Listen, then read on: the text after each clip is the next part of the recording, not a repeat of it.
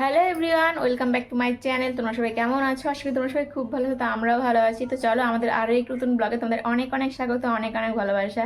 তো দেখো আজকে হচ্ছে মঙ্গলবার, আর এখনও কিন্তু বাবার বাড়িতেই আছি। কালকে রাত্রে তো বোন এসেছে, তোমাদেরকে আমি সেটা দেখিয়েছি একটা ছোট্ট মিনি ব্লগের মাধ্যমে।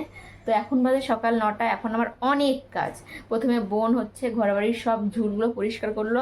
আমি ভেবেছিলাম মানে পরের দিন করব, কিন্তু আগেই আজকেই করলো। আর এখন আমার যেটা কাজটা দেখতে পাচ্ছ, ওই তাকগুলো পুরো একদম এলোমেলো হয়ে আছে, সমস্ত জিনিসপত্র। ওই দেখো, ওই দেখো তাকের মধ্যে কত জিনিস দেখতে পাচ্ছ। তারপরে এই দেখো ফ্যানটার অবস্থা, ফ্যানে কিন্তু ভীষণ নোংরা। তো সব জিনিস আজকে এখন পরিষ্কার করবো। তো চলো দেখতে থাকো আজকের ব্লগ। মানে সামনেই তো পুজো এসে গেছে, এগুলো এখন কোনো তার কখন করবো বলো। এই বাড়ি ঘর পরিষ্কার করার পরে তারপরে আবার আমাকে বাড়িতে যেতে সব কিছু পরিষ্কার পরিচ্ছন্ন করতে হবে। তো চলো আজকের এই আমাদের ছোট্ট ঘরটা পরিষ্কারের ব্লগ তোমাদের সাথে শেয়ার করছি। দেখতে থাকো আজকের ব্লগ।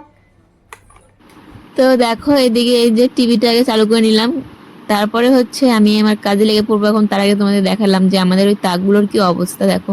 কিন্তু আমি বুঝতে পারি না মাঝে মধ্যে আমার ফোনটার যে কি হয়, ভিডিওগুলো না পুরো ঘোলাঘোলা হয়ে যায়। আসলে নতুন ফোনটা আমি এখনো না অনেক কিছু ঠিকমতো বুঝে উঠতেই পারছি না। কবে যে ঠিকমতো সব বুঝে উঠবো যে কোনটা করলে কি হয় ভগবান জানে। তো এদিকে যে দেখতে পাচ্ছ জিনিসগুলো সবই তো ভাইয়ের। তোমরা তো আগেই হচ্ছে দেখেছো, মানে আগেই দেখিয়েছি। তো ওই যে ওই জিনিসটা কলম রাখার যে জিনিসগুলো না, ওটা অনেক ছোটোবেলার ছিল।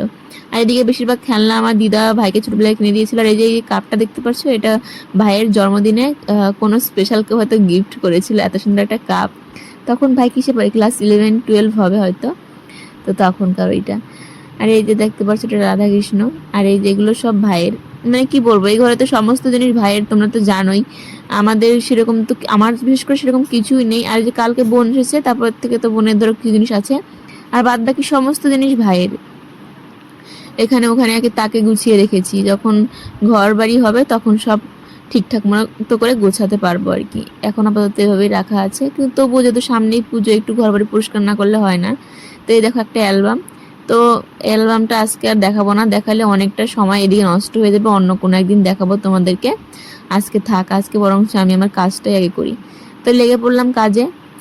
যতই হচ্ছে মানে পুজো কাছে আসুক না কেন, সেরকম কিন্তু আগের মধ্যে একটা আনন্দ আর নেই আমাদের মধ্যে। কিন্তু তবুও পুজোর আগে তো এই কাজগুলো আমাদের সবারই করতেই হয়। এটা একটা নিয়মই ধরে নাও, মানে একটা নিয়মের মতোই হয়ে গেছে জিনিসটা, একটা অভ্যাসে পরিণত হয়ে গেছে। তোমরা যতই মানে ঘর বাড়ি পরিষ্কার করো না কেন, দেখবে পুজোর আগে পরিষ্কার না করলে ভালো লাগে না।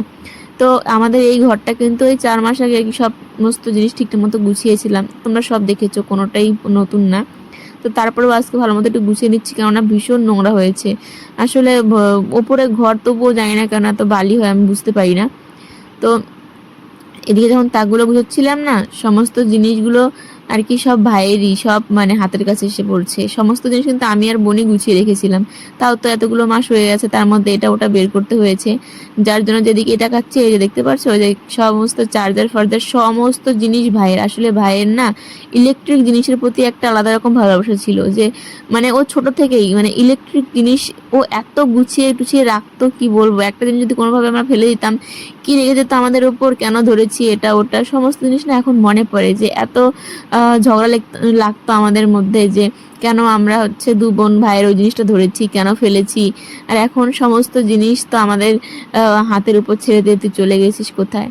এখন তো তো সমস্ত জিনিস আমরা ধরছি, ফেলছি, মানে ফেলছি না, এখন সব গুছিয়ে রাখছি। মানে যাই হোক, যেটাই হোক না কেন, আমার কোনো দিন যেগুলো ফেলে দেওয়ার মতো সেগুলো তো হয় না। তো এখন তো কিছু সেরকম ফেলে দেওয়ার জিনিস নেই, সমস্ত জিনিস গুছিয়ে রাখার। আগে যা ফেলানোর ছিল সব ফেলানো হয়ে গেছে। আর এখন মাঝে মধ্যে মনে হয় যে কেন বা ফেলিয়ে মানে ফেলে দিয়েছি, ওগুলো জিনিস থাকলে মানে বেশি ভালো হতো, এরকম মাঝে মধ্যে মনে হয়। মানে ওই সময়টা কি ছিল, অনেকে অনেক রকমের কথা বলতো, এর জন্য অনেক জিনিস আমরা হচ্ছে সরিয়েছি। সেগুলো এখন যদি থাকতো বাড়িতে হয়তো বেশি ভালো হতো, এরকমটা মনে হয় আর কি। তো দেখো এই যে ফ্যানটা প্রচণ্ড নোংরা হয়েছে, মানে প্রচণ্ড, কি বলবো। আসলে কি বলতো, বোন কিন্তু সকালবেলায় ঘরটা একটু পরিষ্কার করেছে, মানে সামনে সামনে যে ঝুলগুলো দেখেছে সেগুলো পরিষ্কার করেছে।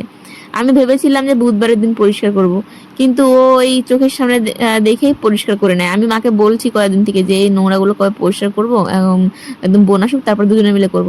তা আমি আজকে সকালবেলা আগেই বেরিয়ে গেছি, সোনুর জন্য আমাকে ঘরে থাকাই যাচ্ছিল না। তো পরে গিয়ে দেখি ও নাকি পরিষ্কার করেছে। কি লাভটা হয়েছে দেখো, সমস্ত নোংরা কিন্তু রয়েই গেছে। ও সামনাসামনি যেগুলো পেয়েছে সেগুলো পরিষ্কার করেছে, কিন্তু আমি আবার কিরকম বলতো, সামনের গুলো পরে করবো, আগে ভেতরে কোথায় লুকানো হচ্ছে নোংরা সেগুলো আগে পরিষ্কার করবো, এরকম একটা ব্যাপার। তো দেখো ফ্যানটার মধ্যে থেকে যে এত নোংরা বেরিয়েছে কি বলবো তোমাদের, মনে হচ্ছে ফ্যানটা আজকে অনেকদিন পর একটু শান্তি পেলো, যে এত বোঝা হয়েছিল ওর শরীরের মধ্যে। তো এই যে কাজকর্মগুলো করছিলাম আর তখন মনে মনে ভাবছিলাম এখানকার তো ঘর বাড়ি পরিষ্কার করা হচ্ছে, আমার ও বাড়ির যে কি অবস্থা হলো ভগবান জানে। বাড়ি ঘর ছেড়ে এসেছি তাও 1 সপ্তাহ হলো, আমার ওই বাড়ি ঘরে মানুষ আছে না ভূত আছে কে জানে।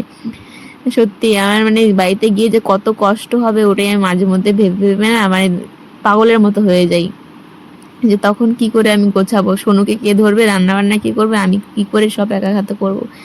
তো যাই হোক এগুলো ভেবে ভেবে কাজকর্ম করছিলাম, আর সোনু মা বোন নিচে ছিল। মাঝে মধ্যে বোন আবার আসছিল, তারপর ওর মানে ওর কিছু জামা কাপড় মানে ওখান থেকে যেগুলো নিয়ে এসেছে সেগুলো ধোয়াধুয়ি করছিল, তারপরে হচ্ছে স্নান টান করে নেয়। আর এদিকে আমি হচ্ছে যে ঘরটা পরিষ্কার করে নিচ্ছি। সকালে কিন্তু একটু পরিষ্কার করে ঘর মুছে উছে বোন আমাকে আবার করতে হচ্ছে এগুলো, মানে একটা কাজ কয়দিন করব বলো, একটা ঘর ভালো মতো গুছিয়ে নিই পুজোর আগে। আসলে কি হয়েছে বলো তো, একটা ঘর হোক আবার 3-4টা ঘর হোক, একটা ঘরের মধ্যে যদি সমস্ত জিনিস থাকে না খুব অসুবিধা হয় ঘর পরিষ্কার করতে। আর 3-4টা ঘর হলে তো আলাদা আলাদা ভাগে ভাগ করা থাকবে, পরিষ্কার করতে একটু সুবিধা হয়, কিন্তু এত জিনিসের ঢিপ হয়ে গেছে না ঘরের মধ্যে, খুব অসুবিধা হয়। আর সব থেকে বড় কথা এখানটা আমার এই বিছানাতে অসুবিধা হয়েছিল, তোমরা তো জানো যে যেদিন আমি কলকাতা গিয়েছিলাম সেদিনকাই কিন্তু এই খাটটা এখানে সব ঠিকঠাক মতো পাতা হয়েছিল, কিন্তু তখন আমার একটা ভুল হয়েছিল, মানে এত জিনিস তোশকের নিচে রেখেছিলাম যে তোশকটা ধরতে গেলে 1 হাতের মতো না ঝুলেছিল ওই পাশটাতে। আর এর জন্য আমি যদি এই লম্বাভাবে না হয়ে যদি এদিকে শুতাম তো অনেক অসুবিধা হতো, আমার পা পুরো বেরিয়ে যায় আর কি, কেউ এলে মানে অন্যদিকে শোয়া যায় না, এরকম একটা ব্যাপার। তো রাত্রে খুব অসুবিধা হয়, তো ভেবেছিলাম বোন আসলে দুজনে মিলে ধরে করবো, তোষকটা উঠানো খুব কষ্ট করতো, কিন্তু বোন আবার স্নান করা হয়ে গেছে, ও নিচে আছে, ভাবলাম ধুর কখন বোন আসবে, তার থেকে ভাবলাম আমি নিজে নিজেই করি, একটু কষ্ট হবে তো কাজটা করে রাখি, আমারই সুবিধা হবে। তো দেখো ওই যে তোষকের নিচে কত জিনিস, দুটা পন্স, তারপর টিভি কার্টুনটা, আসলে আমাদের যখন ঘর হবে টিভিটা আবার তো নিয়ে যেতে হবে নিচে, অনেক কষ্ট করে নিতে হবে তখন আবার সেই, এই জন্য কার্টুনটা রেখে দেওয়া হয়েছে। আর তারপরে দেখো এখন আমি হচ্ছে ঠিকঠাক মতো ওই করলাম, এখন না সত্যি দিশাহারা হয়ে যাচ্ছিলাম কোনটা কি করব না করব, মানে ঠিক মতো তোষকটা রাখা মানে পাতাই যাচ্ছিল না, কারণ আমাদের পন্সটা না খাটের থেকে একটু ছোট হয়ে যাচ্ছে সাইজে, মানে এর জন্য না তোষকটা ঠিক মতো রাখা যাচ্ছিল না।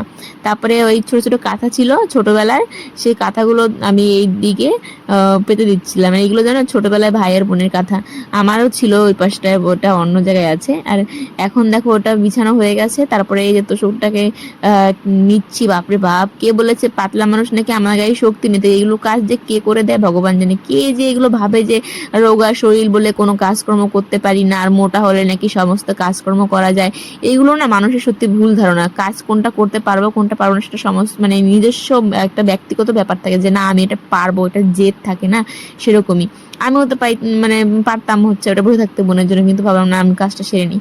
তো এরপরে দেখো বোনও স্নান টান করে চলে এসেছে, আর এখন আমরা দুজনে মিলে হচ্ছে জামা কাপড় গুছাচ্ছিলাম। তো বোন বলছিল আমি কোথায় রাখবো আমি কোথায় রাখবো, আমি বলছি তুই হচ্ছে ঝুড়িতে রাখ, তোর ছোট ছোট জামা কাপড় এখানে রাখবি পরেই যাবে, এই নিয়ে বোনের সাথে একটু হচ্ছে কথা বলছিলাম। তো ও বলছে না আমি এখানেই রাখবো, ঠিক আছে রাখ তাহলে। আমি বলছি তুই ঝুড়িতে রাখ, তো যে পরিসি ছোট ছোট জামা প্যান্ট এগুলো এখানে রাখলে কেমন লাগছে দেখতে বল, তো বলে না আমি এখানে রাখবো ঝুড়িতে, আমি অন্যান্য জিনিসপত্র রাখবো, ঠিক আছে রাখ। কথা শোনে না তো কি করা যায় বলো। তো যাই হোক এই যে এই আলনাটা দেখতে পারছো, মানে আমাদের রেডিমেড আলনা, এখানে কিন্তু আগে আমি আর বোন জামা কাপড় রাখতাম, তখন কতই যে ঝগড়া করতাম, এখানে আমি রাখবো বলতো না এখানে আমি রাখবো, এই এই নিয়ে ঝগড়া হতো আগে। তো আমাদের ভাগ করা ছিল, মাঝখানটা একটা ওখানে একটা পয়েন্ট টাইপের ছিল, তো এপাশে ওপাশে দুজনে আলাদাভাবে রাখতাম।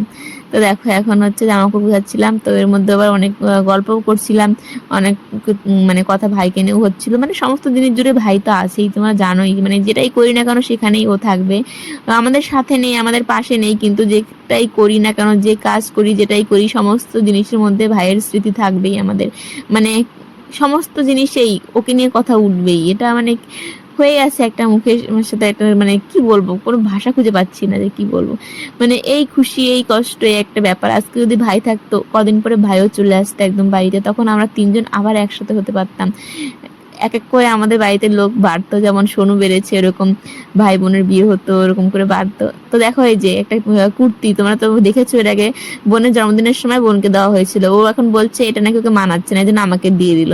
ও পরে উনি ধুয়ে উনি ফার্স্টটাও খোলেনি, ঠিক আছে আমারই ভালো হলো, বলে তুই আমাকে একটা কিন্তু ফুল প্যান্ট কিনে দিয়েছিস, ঠিক আছে। তো সোনু ওই বিছানায় ছিল, দৌড়ে এসে দেখছে এটা কি ওটা কি। তো বোন বললো কি এই যে এটা সোনুর, তুই রাত্রে পরে ঘুমাবি। ওই দেখো নাইটি হয়ে গেছে সোনুর। আর নতুন জামা কাপড় দেখলে তো সোনু পাগল হয়ে যায়। আর ওকে ও মাঝে মধ্যে দেখে আমি এটা ওটা কিনেও বলে মা তুমি আমাকে কিনে দিবা না পুজোর সময়? বললাম হ্যাঁ দিব তো, অনলাইন থেকে তোমার জিনিস একবার নিয়ে ঠকেছি আর নেবো না, যা নেবো তোমার জন্য দোকান থেকে নেবো। ওই দেখো বোন জামাটা ভাঁজ করে রেখেছে, সোনু ফট করে নিয়ে নিল। বোন তো দেখতেও পারছে না যে সোনু ওর ভাঁজ করা জামাটা নিয়েছে। এটা নাকি হচ্ছে কি এটা নিয়ে এটা কি একটা কথা বলেছিল এই জামাটা নিয়ে, যাই হোক এখন ভুলে গেছি। আর এই দেখো যেই দেখলো একটা পেন্সিল, জামা কাপড় ছাড়ো আগে পেন্সিল নিয়ে খেলতে হবে ওকে। তো দেখো যে খাতাও পেয়েছে, এই যে খাতা নষ্ট করতে পারে শোনো কি আর বলবো। তো দেখো যেই নিয়ে নিলাম পেন্সিলটা আবার নিয়ে নিচ্ছিল। তো এদিকে হচ্ছে বোন ওর জামা কাপড় রাখার ঝুড়িটাও গুছিয়ে নিল, আর এদিকে সোনুকে দেখো পণ্ডিতি করছে। আর এদিকে কিন্তু আমার ঘর টর সমস্ত জিনিস গোছানো হয়ে গেছে। আর এই যে বোন শুয়ে আছে, সকাল সকাল আজকে ওর স্নান টান হয়ে গেছে, মানে ওর আগে স্নান হয়ে গেছে, আমার প্রতিদিন আগে হয় কিন্তু আজকে আমি হচ্ছে লাস্ট। তো দেখো সমস্ত জিনিস গোছানো হয়ে গেছে। এখানে এই যে ট্রলিটা রাখা হলো, এখানে বোনের সমস্ত জামা কাপড় রাখা আছে। আসলে আলমারিটার মধ্যে সব নিচে, ওই কে বারে বারে নিচে যাবে আসবে এর জন্য এখানে। এদিকে সোনু আর বোন বিছানায় শুয়ে বসে আছে, আর আমি এখন ঘরটা মুছে নিচ্ছি। একবার কিন্তু মুছেছে তোমাদের বলেছি, আবার মুছে নিচ্ছি। পরিষ্কার করলাম না মুছলে কিন্তু ভালো লাগে না, তো এর জন্য আবার মুছে নিচ্ছি। আর তারপরে স্নান করতে যাই হচ্ছে তখন ওই 1:30টার দিকে, আর এখন বাজে হচ্ছে 3টা। আমি খাওয়া দাওয়া করে ঘরে এসে দেখি সোনু আর বোন ঘুমিয়ে আছে। তো এখন আমি একটু আমার কাজগুলো করবো, মানে ভিডিও এডিট করবো। তো দেখো 4টা বেজে গেছে, সোনু আর বোন ঘুম থেকে উঠে গেছে, ওরা কাছে নিচে ভাত খেতে। আর খাওয়া দাওয়া হলেই আবার সোনুকে নিয়ে যাবে হচ্ছে প্রাইভেটে বোন, কারণ একটু পরে তো পড়া আছে। আর আমি আমার ভিডিওগুলো এডিট করতে করতে ওদের ঘুমও হয়ে গেছে। তো এখন আবার ঘরে একটু কাজকর্ম আছে, যে সমস্ত জিনিস ধোয়াধুয়ি হয়েছে সেগুলো সব গুছিয়ে টুছিয়ে রাখবো। তার আগে ভাবলাম যে চলো এই ব্লগটা একদম কমপ্লিট করে নিই, পরে আর সময় হয়ে উঠবে না। আসলে আমার ফোনের চার্জও নেই, ভালো মতো চার্জ করার আজকে সময় পাইনি, সকালে অনেক টাইম লাইন ছিল না। তো চলো আমাদের আজকের এই ব্লগটা এই পর্যন্ত। যদি তোমাদের ভালো লাগে তাহলে অবশ্যই এটা লাইক করো, আর কমেন্ট করে কিন্তু জানিও, পারলে এটা শেয়ার করে দিও। দেখা হবে আবার নতুন ব্লগে। সবাই ভালো থেকো, সুস্থ থেকো, টাটা।